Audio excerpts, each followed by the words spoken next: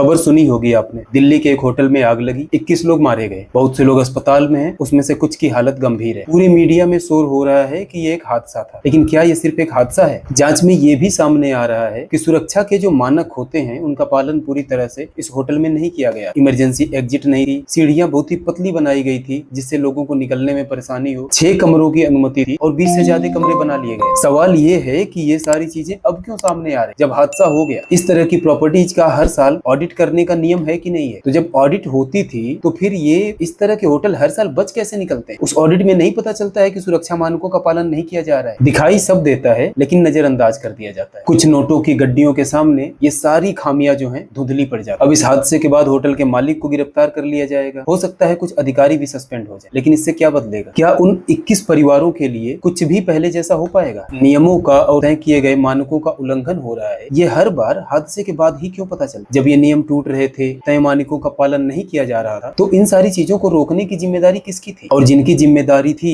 और वो अपनी जिम्मेदारी नहीं निभा रहे थे, क्या वो लोग इस होटल के मालिक से ज्यादा अपराधी नहीं है इस हादसे के लिए? इस तरह के हादसों में जो मौतें होती हैं वो इन हादसों से ज्यादा तब होती हैं जब लालच, लापरवाही और भ्रष्टाचार इंसान की जान से ज्यादा कीमती हो जाता है।